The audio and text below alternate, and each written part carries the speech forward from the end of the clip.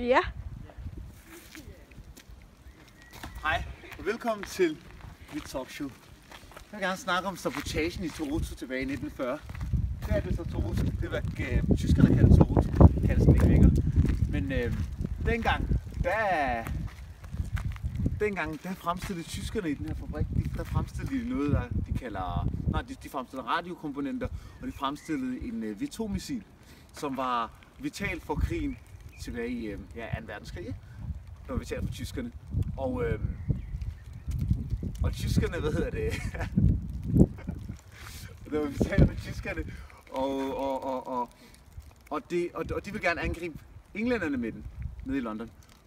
Det kunne englænderne ikke lide, eller det kunne londonianerne ikke lide. Og det betød så, at de sendte en anmodning til BOPA, som er en modstandsbevægelse i Danmark. De bad dem om at eliminere den her fabrik her, som tyskerne rigtig godt kunne lide. Tyskerne satte så en masse sikkerhed op, fordi den skulle de altså ikke miste. Den var rigtig vigtig. Det ville Hitler ikke blive glad for. Og det der skete var så, at så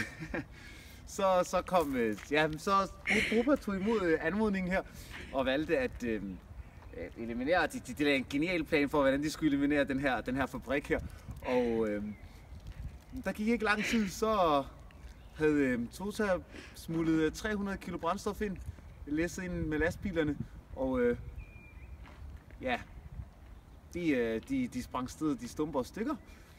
Og vi mistede desværre en dansk soldat, eller ikke en dansk soldat, en dansk ambulancemand, kalder man det? Ambulancefolk.